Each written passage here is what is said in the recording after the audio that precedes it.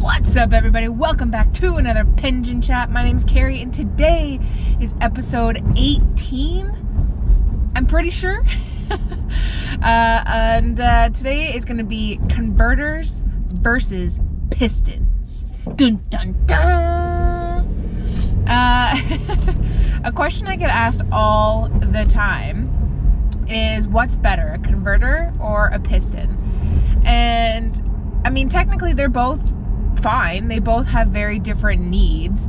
The benefits of a piston over a converter is that typically it is a much larger ink capacity, and it's built in, so you don't have to worry about, there goes my lunch bell again. So you don't have to worry about running out of ink, and with it being built in, you don't have to worry about losing the converter, breaking the converter, anything like that. But that's also its downside. So if for whatever reason something starts to break down in the pen, so if it starts to leak, or it doesn't draw up ink, you can't just try a different converter and if it works, great, you can chuck that converter out and then la-di-da, you're on your way. Instead, you got to go through the pen manufacturer and have it sent away and have it serviced. Benefit of a converter is that because it's a smaller ink capacity, if you're like me and you change your ink color just as often as you change your socks, you can do that. You can go through that much quicker, and you don't have to worry about it.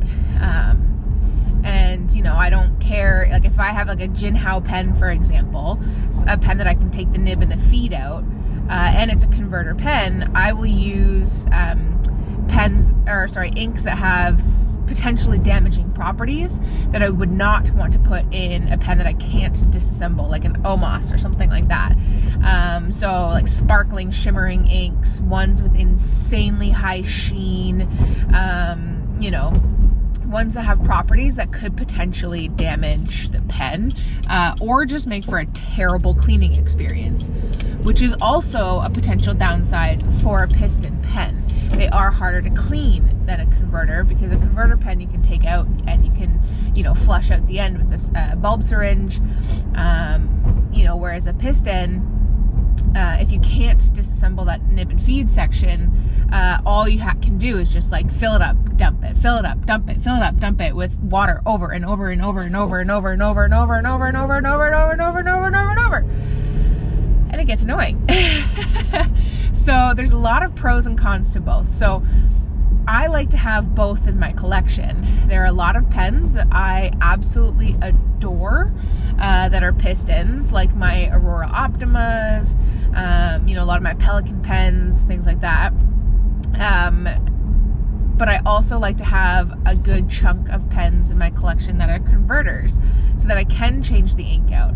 So typically in my collection, I'll keep, maybe 2 or 3 pistons full, and 2 or 3 converters full. So that way I can have some pens I can rely on for a long time. I can have, inked up for a long time with the same ink. But then I also, on the flip side, have a couple pens that I can rotate in and out fairly quickly. So one over the other, there isn't one that's better or worse than the other. I definitely think that, like I said, there's a time and a place for both. Gun to my head, I can only choose one. I would choose a converter over a piston, but thankfully that isn't going to happen, and I can, live my life and live both worlds. So those are my thoughts. What about you guys? If you were forced to choose one or the other, what would you choose and why? Guys, hit that like button if you like this video. Hit that subscribe button if you loved it and you want to see more like it. New videos come out every Monday and Friday. These Q&As on Tuesdays and Thursdays for the most part. And guys, thanks for watching. I really appreciate it. And I'll see you next time. Bye.